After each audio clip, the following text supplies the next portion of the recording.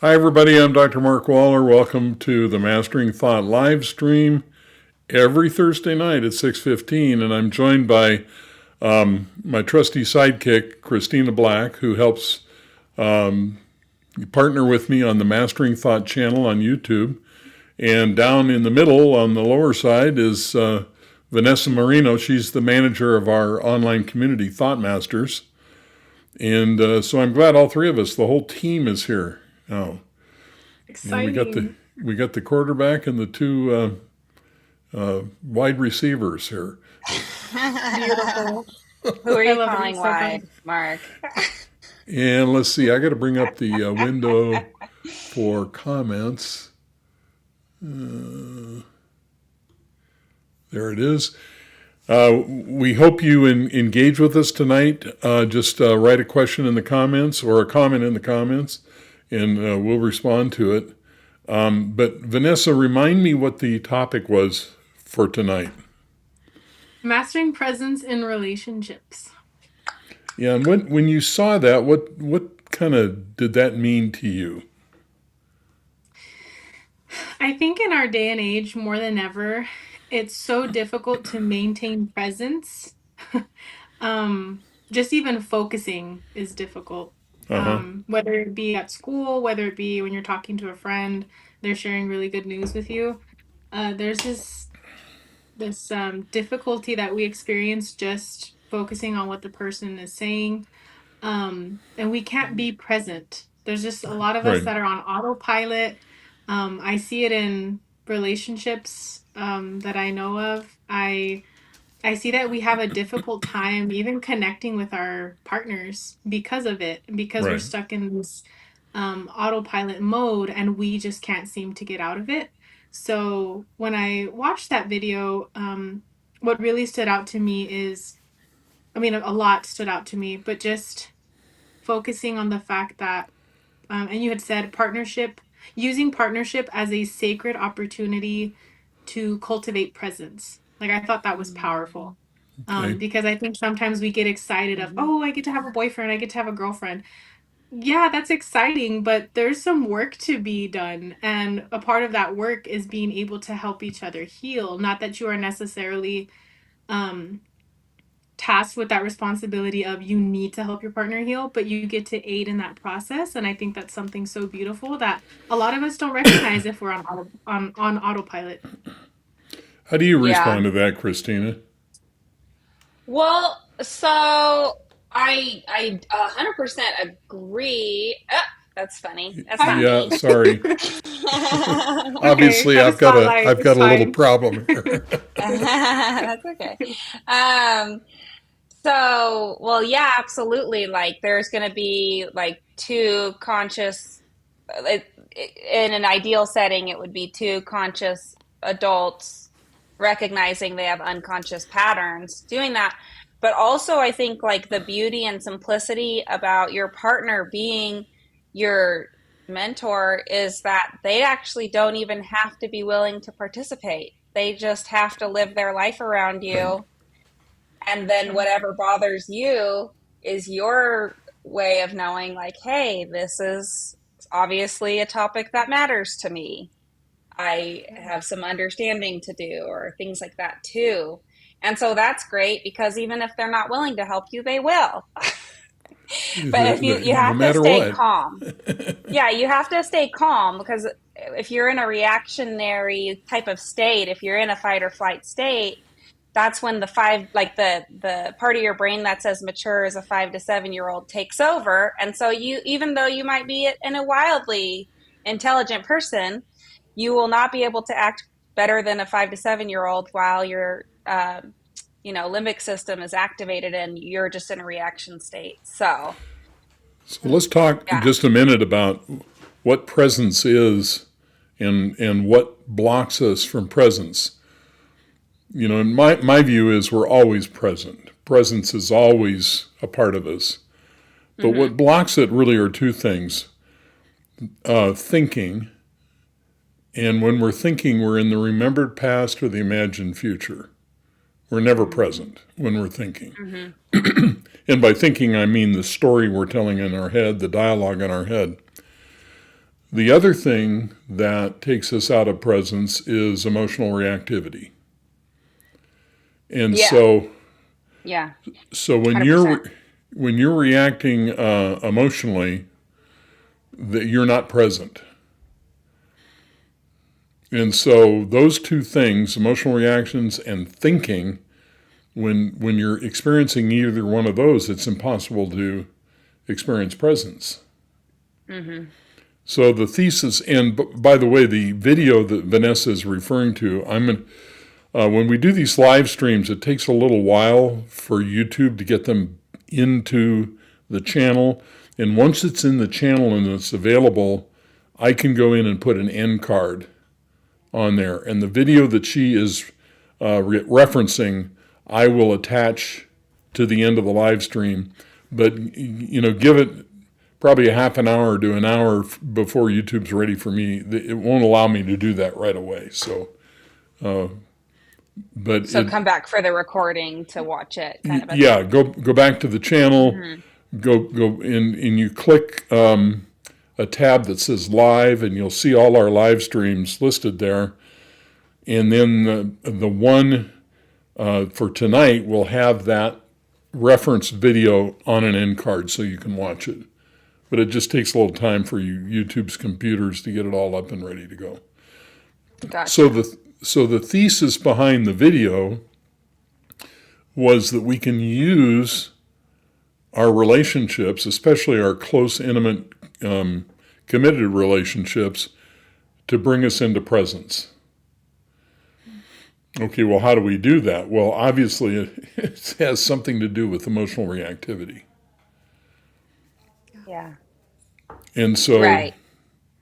the theory behind the episode was that when you react emotionally, it's coming from your unfinished business, from your childhood, and there is no better person than your partner to bring that up so you can work on that and reestablish presence.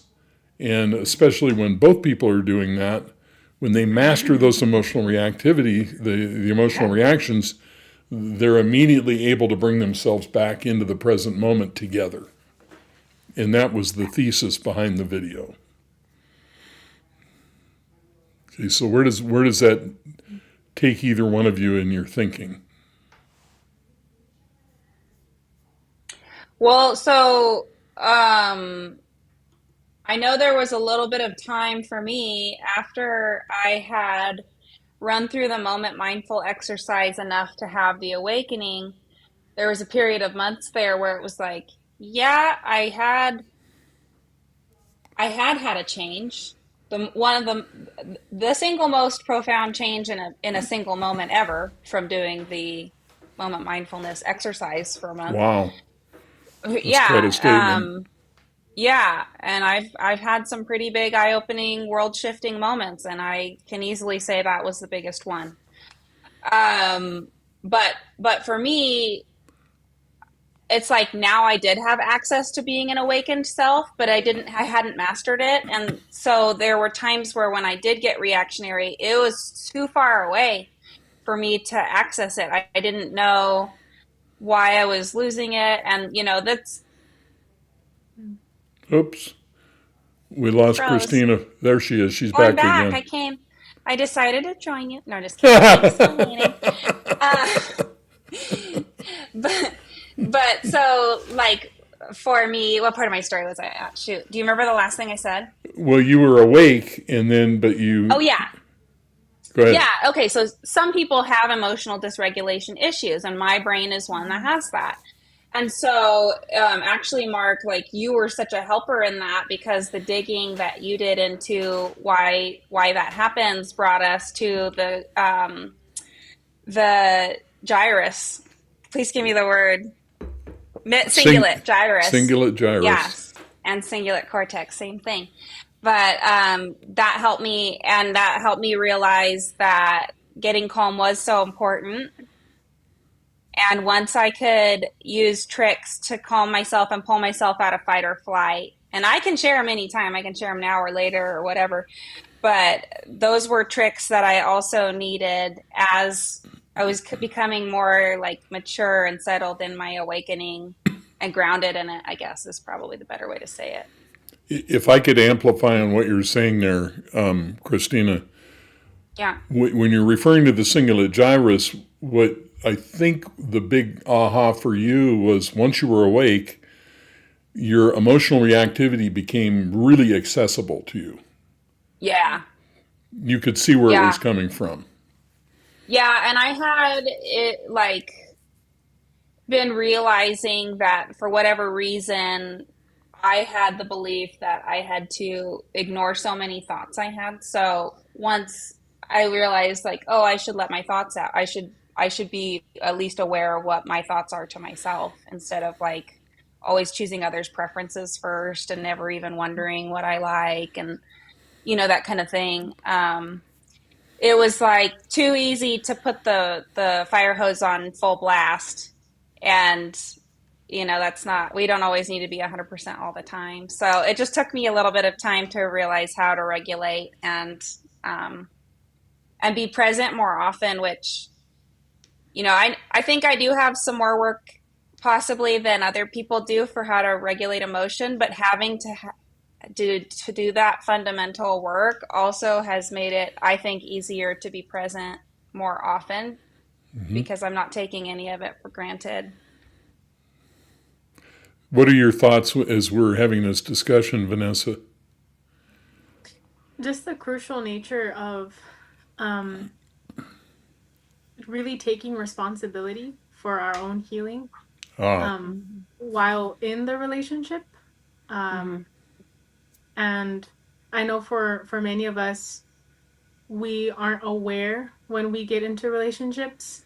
Um, we aren't aware of how much our childhood still affects us to this right, day, and it it breaks my heart, but it also, so it breaks my heart when someone isn't aware of those childhood patterns, but it warms my heart when they finally become aware and they're like, oh my gosh, my dad did that to my mom, that's why I do that.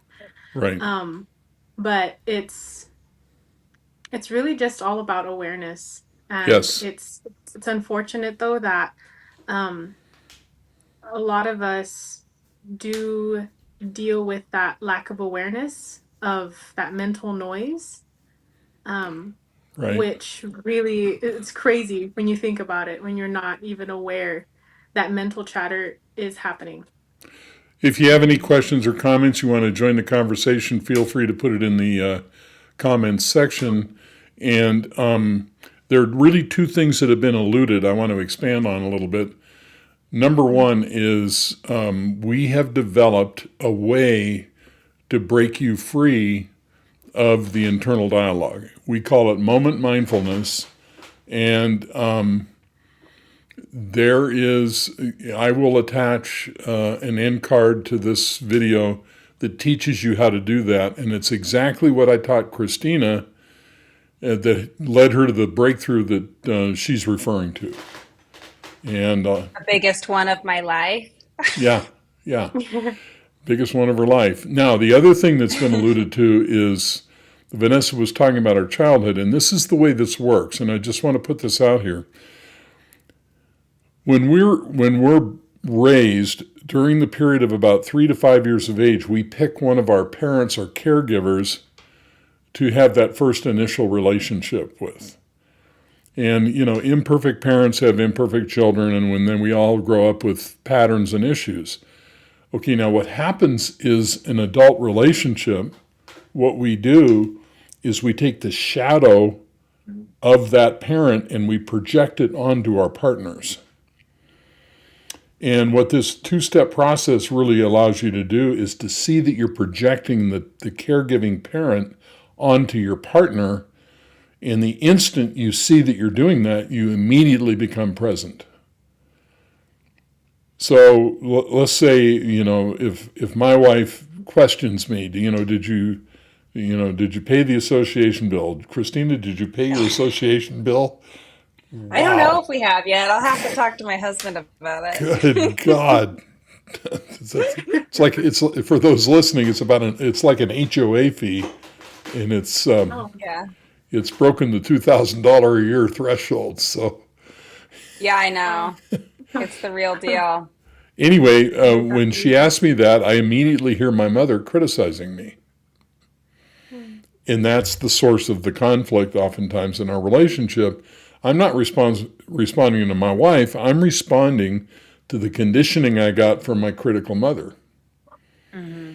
And what you said, Vanessa, is so important because this massive dose of self awareness that you get allows you to see that this is not about your partner, this is about your parent.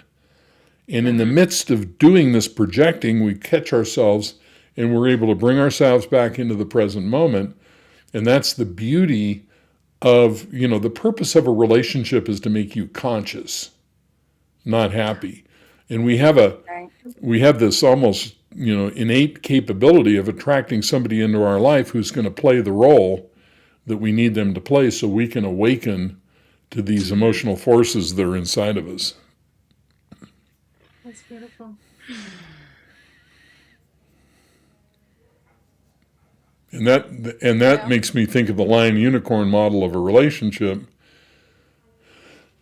because it provides a roadmap for this perfect symmetry between people that we tend to attract into our lives, Hmm. where one plays the pursuer and the other one plays the pursuee, and Right.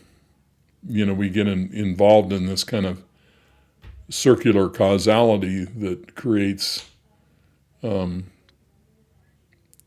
the cycle in the relationship, but it's all related to early childhood emotional learning that we bring to the relationship, and then we use those strategies without thinking and turn our partner into the parent where the emotional issue came from.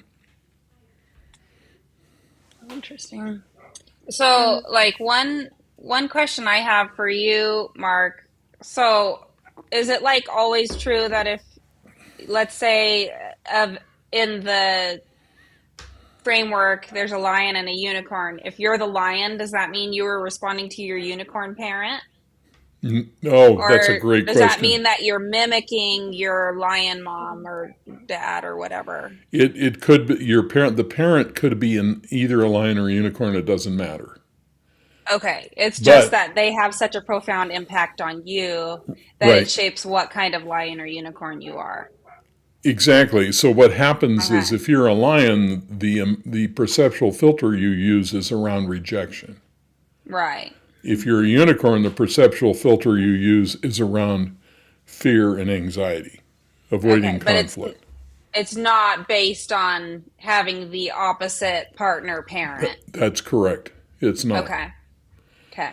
And I should mention that people come from all kinds of backgrounds, and sometimes the person in their past is not a parent. It's a caregiver of another type, like an aunt or a very much older stepsister, or who knows.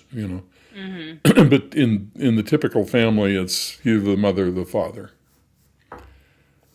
Also, the common myth is that girls have issues with their fathers and boys have issues with their mother, and that's true, but only 50% of the time.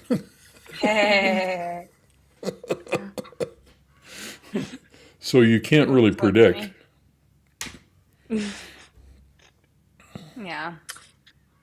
Is there a Yeah. possibility that, so for myself, I'm a lion, but there are times when I notice that I very much act like a unicorn. Is that a thing? Like do we ever, I know I'm guessing we mainly have a form that we operate from, but are there times that Right. we sometimes switch? Well, think of it this way: this all comes from fight or flight, predators versus prey. And so, as mammals, we're all mammals. We have prey strategies and predator strategies. And so, there are going to be times when we switch roles. But as Okay. you very rightly said, we all have a predominant pattern. Okay. So yeah, in my relationship with my wife, sometimes I switch roles. It Mm. often depends on the topic. Right. So then you'll start displaying more unicorn type traits about this Right. thing when this thing gets brought up. Right. Let's say that's around money. When it's around money, then I feel like I'm being pressured and controlled, and there's going to be an argument, and so I withdraw. Mm-hmm. Oh, wow. But if it's any other topic, I don't do that. Mm-hmm. Gotcha. So it's like not to make it too personal, but like to understand this, it's just that money itself has a particular relationship with you. And Right. so when it gets onto that topic, That's that's when right. you're like, hey, my buttons are getting pushed. I need to Right. back off. I Right. need a minute. Got Well, it. it's not that they're being pushed. They're always being pushed, but it's my unicorn button being pushed instead of my lion button. Got it. And Got it. that's all a matter of early childhood conditioning. Yeah. Oh, And interestingly enough, the topic of money is a topic that where I see the most switching. Mm, So you would think it would, track one way or the other, but it does, but less often than other circumstances. well, and because a unicorn's first priority is to find safety, Right. so then maybe it has to do with that. Like money can suddenly make things feel very unsafe. Like, You're making perfect sense. Yes. okay. Okay. You're right on target. Okay. Well, thank you for sharing that. Yeah, and so in my case, maybe maybe money doesn't make me feel unsafe. Typically, the lion uses money to make themselves feel valued. Mm, oh, Unicorns wow. use money to make themselves feel safe. But right, because it's about getting that ultimate goal met, right, feeling accepted or safe. right. Yeah. So you can make that assumption, but every now and then in the area of money, it seems to switch. Mm-hmm. So Yeah, so it's a lot more about safety than acceptance at that point. yeah, and if you just keep in mind that lions want approval and unicorns want safety, everything makes sense. What they're doing is completely Yeah. transparent. Yeah. I know that's the thing about learning about yourself when it's about non-conscious patterns is it's kind of embarrassing when people say what your one is, even if the other person's isn't embarrassing to you. Right. You're like, oh, you figured me out, you know all my secrets? Like, does Yeah. everybody else know? Like, That's true. yeah. Yeah. Like, okay, don't The- talk about lions in front of me. It's too personal. And if you're listening to Yeah. this and you're interested in, lions and unicorns, what that model is all about, I don't know how many videos I can attach to this, but go to Mastering Thought, the channel, and there is a video called "The Dance of Pursuit and Avoidance" Yeah, that goes that's a into good this one. in detail, how lions and unicorns work, and it's right on target. I mean, it's never failed me. It's so cool to see it and then see how your life fits into it. Like, it's a trip. Go experience it. Go find the video at the end of this one. But It's really cool. for our topic tonight, the point behind this is if you're displaying your lion and unicorn patterns and defenses, that means you're not present. So the goal is not to be a better lion or a better unicorn. The goal is to be awake. Because when you're acting out your unicorn or lion patterns, you're asleep. You're not experiencing presence. Mm-hmm. That's actually been my question mark. So when you say that someone is asleep, so we are directly considering how they're just unconscious of the patterns that which they Right. display. Exactly. Oh, okay. It's like their Oh, meta self isn't awake yet. That part of you that can step back and go, "Oh, I'm a person that just thought I was having a bad day." That part of you, the the part of you that metacognition. recognizes you're an observer. So when you're asleep, Oh, snap. you, Okay. you have no Yeah. perspective and your perception is being hijacked by your limbic system, by your monkey brain, by your childhood. Oh, Okay, so that makes a lot of sense. So that could be someone, for example, who just feels like everyone's out to get them, everyone's against me, everyone hates me, Sure. versus like, hey, maybe I have something to do with why they said that to me and how they said it. Exactly. Exactly. Maybe Okay. Wow. Right. Wow. Am I awakening? No. Yeah. It it's one, reminds. honestly, one little piece of info at a time that rewiring starts, and you can't undo it. Yeah. Like it's amazing. Sorry, Mark, what were you gonna say? No, that's all right. It reminded me of a client I had many, many, many years ago. And he came to me. His girlfriend was insanely angry. His mother had been very angry. His first wife had been psychotic. His second wife had anger problems. And I looked at him and I said, "What's the common element?" Oh. Oh no. Poor guy. Yeah, you might Wasn't have even some aware. disowned anger, buddy. Maybe. You might have some raging anger inside. So he had antenna to go find the angriest woman he could find because of the way his mother raised him, and that's what he did over and over again. Yeah, Oh, and man, that relates. I'm sorry. non-conscious patterns really suck Yeah. Until you see That them, and sometimes. then you heal and wake up. Yeah, true. So true. that Vanessa, makes me what was on your consider. mind? Yeah, you saying that made me consider how at the very last bit of the mastering presence in your relationships video, how you said looking at your partner and you look at your partner and you realize there's something that they are teaching you about yourself. That's right. So, Hmm. like in his case, I mean, he continued to choose women that displayed that anger.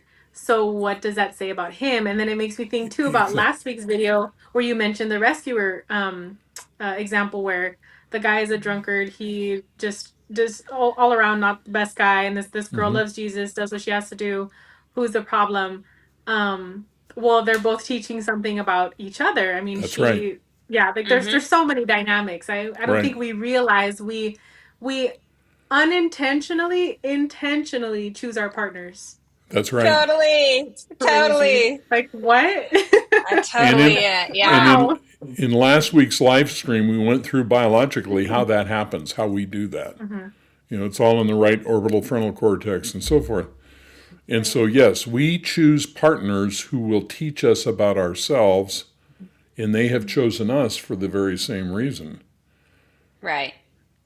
And And oh, go ahead. Sorry, Mark. no, that's all right.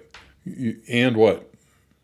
Well, okay, so I was actually texting Mark earlier today because I was reading Awakening for the book club that our group is doing. If you would like to join a book club that helps you grow.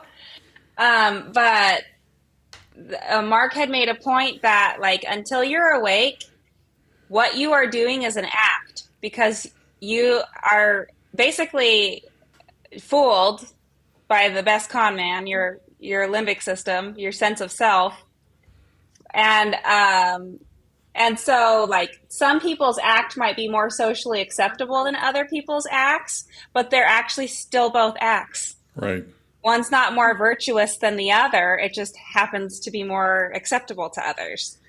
And that was like a really big eye opener for me. It's like, sure, maybe I kind of knew it in a roundabout way, but hearing it so succinctly was like, oh, yeah, it's all pretend until we wake up. Like we are just believing our pretend Yeah. story Right. and So arrested by that distortion. I had an amazing teacher named Katie Davis who was a friend and used to teach with Eckhart Tolle. And somebody came to her one time and said, "Do you think I have a personality disorder?" And she said, "Yes, the personality itself is a disorder." Oh, yikes. Oh no. That's Yeah, concerning. everyone's, Well, like no one's safe. the other thing Yeah. that pops into my mind when we're talking about this is until you are awake to the games that your ego plays and where it all comes from in your personal history, you cannot be your authentic self. It's just almost impossible. Yeah. And so instead of like Christina said, instead of authenticity, what people get is an act. Wow. And that makes sense because we're just reacting and acting based on the patterns that we were raised with. That's right. That's So like exactly if 100%. right. I have this like bubbly personality and I love helping people, um, it could very well stem from, hey, I was a people pleaser growing up.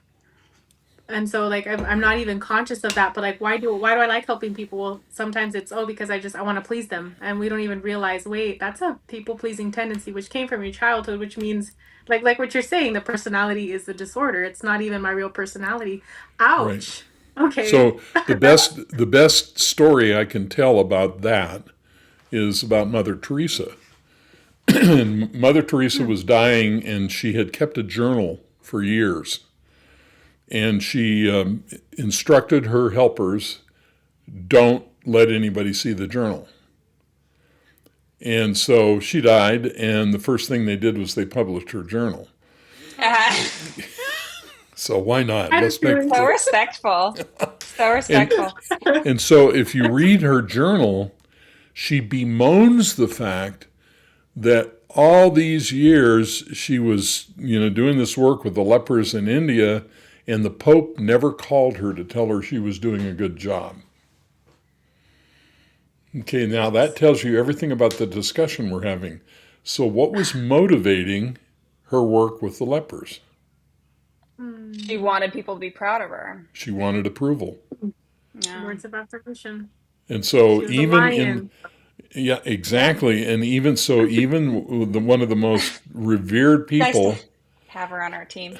of our time, her ministry was really about getting the approval of an authority figure who I'm guessing was her father.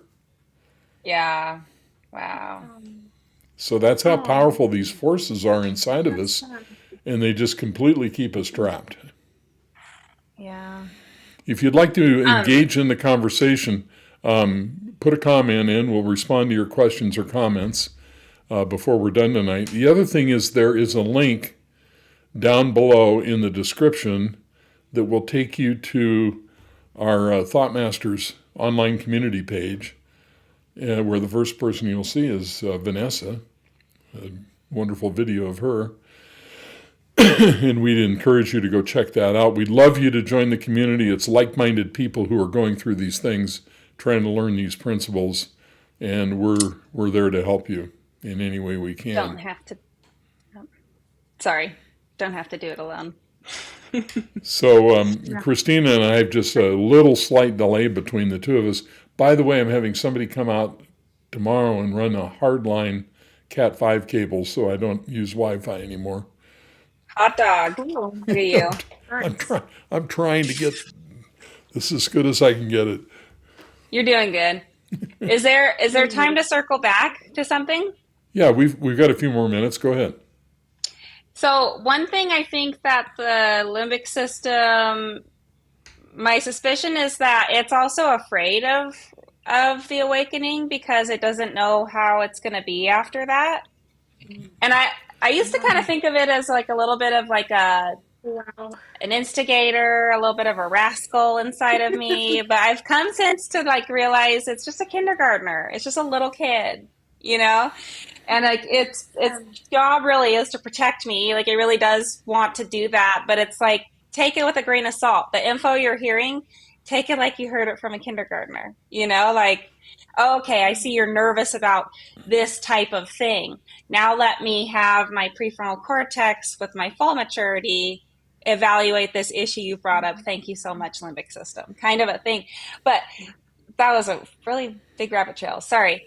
So when I did have my awakening, Vanessa, I was like, oh, part of my use of humor was to people please. And so, like, I remembered realizing, like, oh, some of what I would have called my charm was from my ego. And when I had the awakening, it's like, sure, I still know how to do it. I don't think it's morally wrong to be funny, but I'm just going to do it when it aligns with me, not because I want to do it because I just want everyone's approval so much. And so that was like a cool moment for me to realize, like, yeah, just because you don't know how it's going to be doesn't mean it's not going to be better, kind of a thing too, which is cool just for people. I just want people to know that. So, Let me Oh, thank let you me for that. dovetail with that a little bit because yeah. something I've been thinking about lately is, you know, when you die, what happens to the personality? Well, It every decomposes.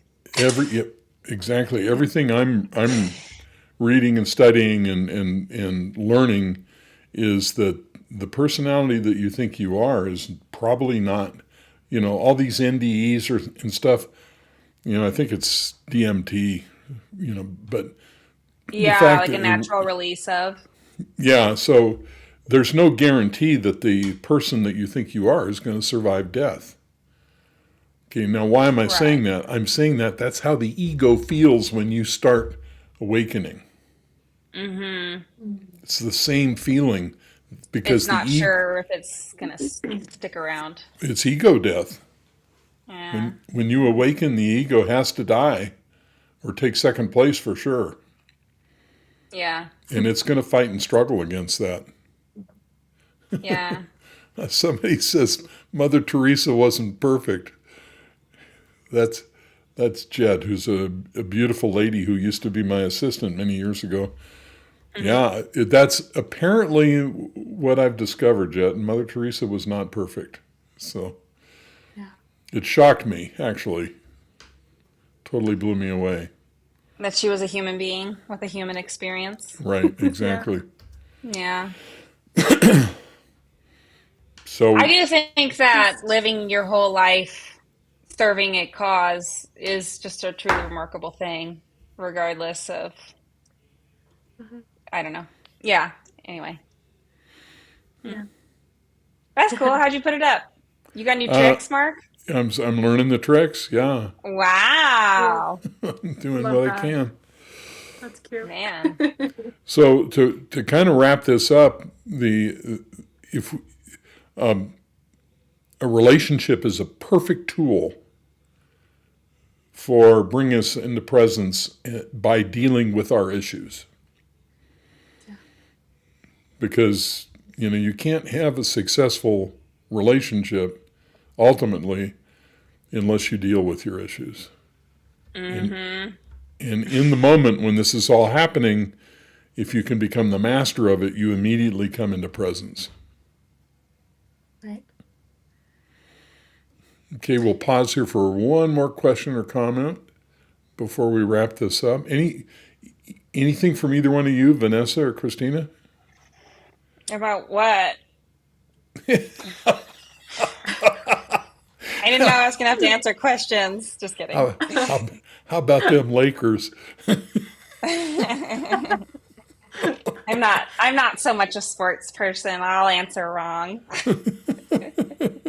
Like they got so many touchdowns last week, you'd have loved it. I'm I have become a fan I of the love that you Indiana said that. Fever because I love the team, and so Lakers.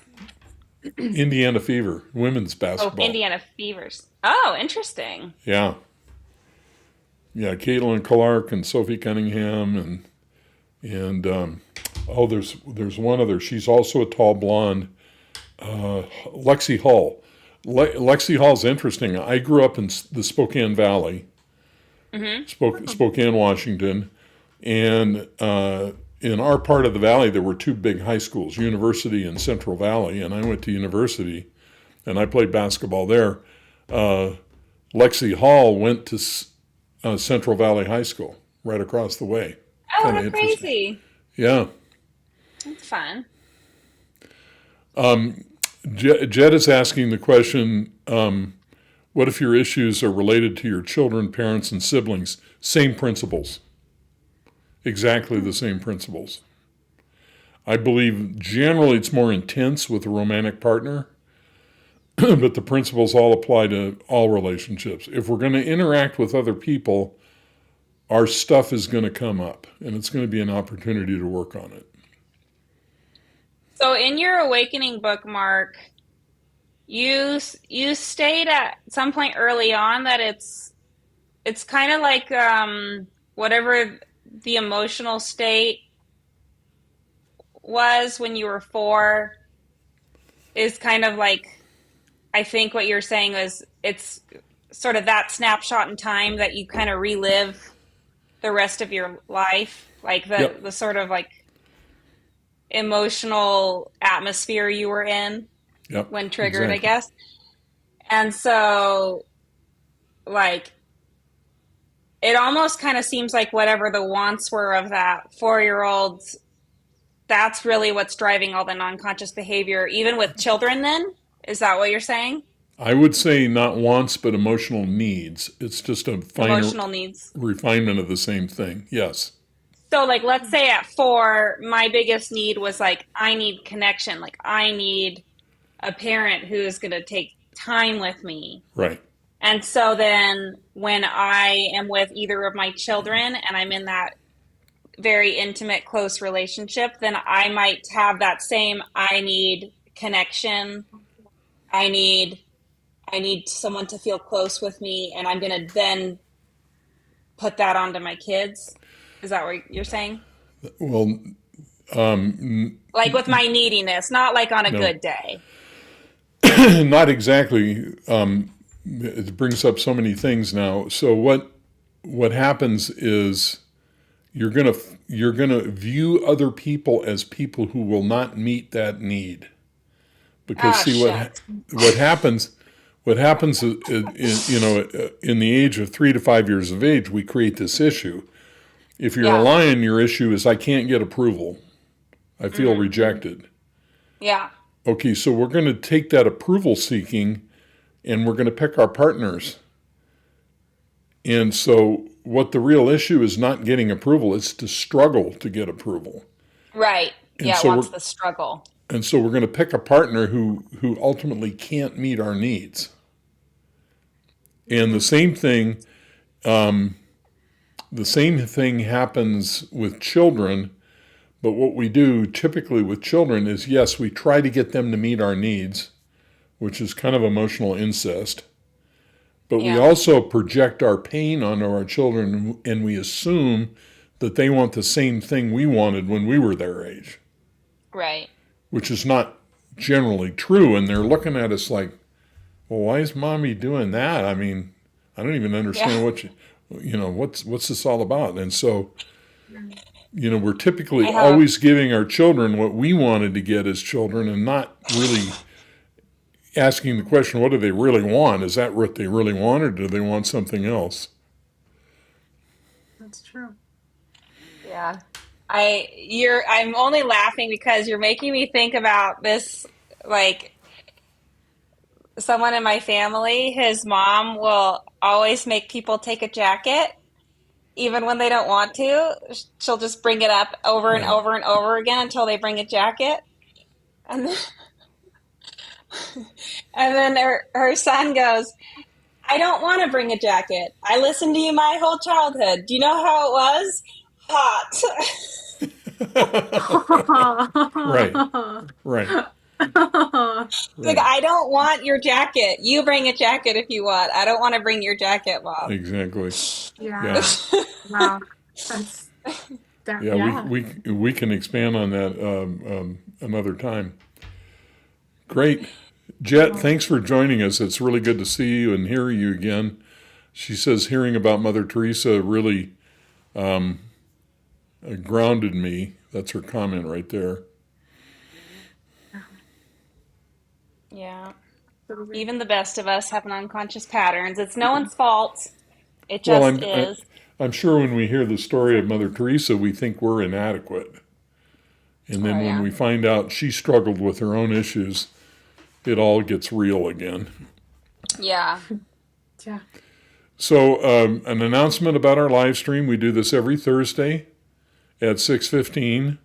Vanessa is always here. Christina has some pressure in her schedule and sometimes can make it and sometimes she can't. It's always nicer when she does. You're nice. It's nice And to be here. but Vanessa's got amazing energy and is very curious, and we love her too. Rock So, star. Thank anything you. anybody wants to say in closing this out tonight? I think just highlighting what Christina just said right now, it's not your fault. I Mm. think sometimes we might feel the inadequacy. We might feel, well, um, there's just so much more for me to learn. And there is, but be patient with yourself. It's not something that can be learned in one night, in 1 week, or 1 month, or even 1 year. It's a never-ending cycle. Um, and it's beautiful when you can pause and acknowledge that you too can experience a healthy relationship, a healthy marriage, a healthy friendship. We don't have to suffer. I don't think we stress that enough. Like, we don't have to suffer, and there is hope on the other side. And if you want to dramatically shorten that side of that time, join our community Thought Masters, because we've got lots of tools and we will help you go through these principles and give you the fast track to having greater self-awareness. Yeah. Please, about this time in the video, you're going to see these end cards come up after YouTube gets it all set up. Please watch those videos. It's very important. And Yeah. until Big next changes Thursday. are coming. Yeah.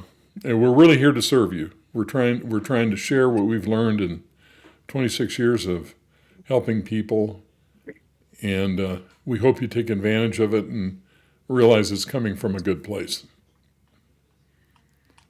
All right? Absolutely. Sounds Alrighty. awesome. All right, Bye-bye, my last everybody. closing statement is you're not the voice in your head. You're not the voice in Yeah. your head. That's the Leave Yep. crux of knowing that if everything. you didn't know it yet. All right, we'll see you next Thursday. Awesome. Bye. Bye-bye. Sayonara.